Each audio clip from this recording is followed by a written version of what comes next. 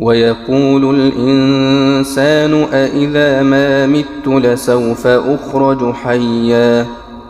أولا يذكر الإنسان أنا خلقناه من قبل ولم يك شيئا فوربك لنحشرنهم والشياطين ثم لنحضرنهم حول جهنم جثيا ثم لننزعن من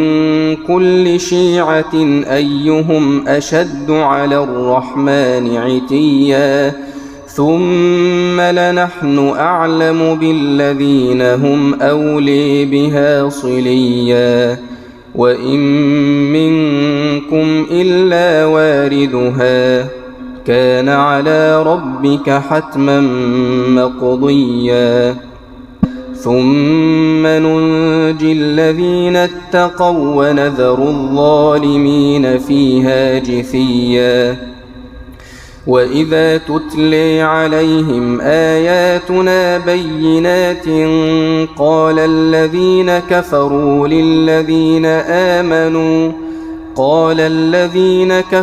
للذين آمنوا أي الفريقين خير مقاما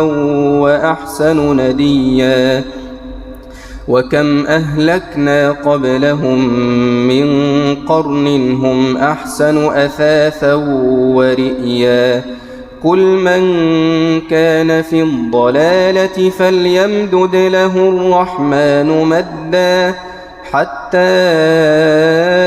إذا رأوا ما يوعدون إما العذاب وإما الساعة فسيعلمون من هو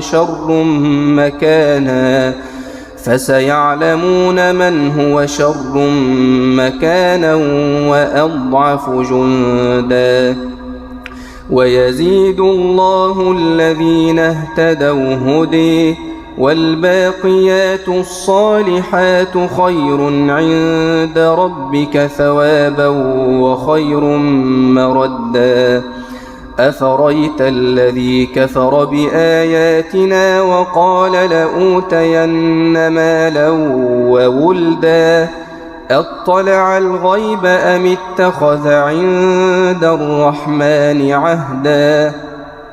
كلا سنكتب ما يقول ونمد له من العذاب مدا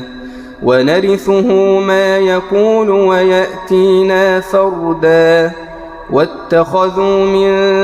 دون الله آلهة ليكونوا لهم عزا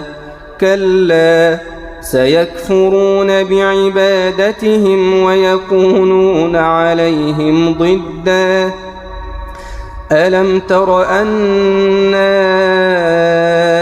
أرسلنا الشياطين على الكافرين تؤزهم أزا فلا تعجل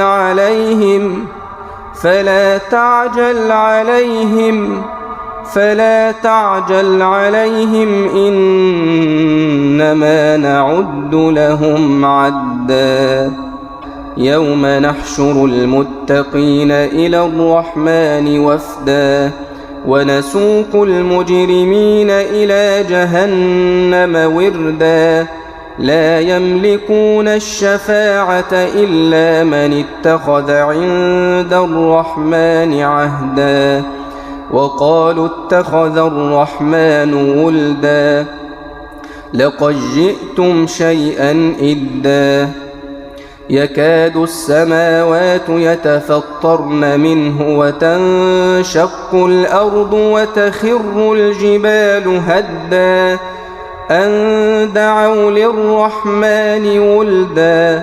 وما ينبغي للرحمن أن يتخذ ولدا إن كل من في السماوات والأرض إلا آتي الرحمن عبدا لقد أحصيهم وعدهم عدا وكلهم آتيه يوم القيامة فردا إن الذين آمنوا وعملوا الصالحات سيجعل لهم الرحمن ودا فإنما يسرناه بلسانك لتبشر به المتقين وتنذر به قوما لدا وكم أهلكنا قبلهم من قرن هل تحس منهم من أحد أو تسمع لهم ركزا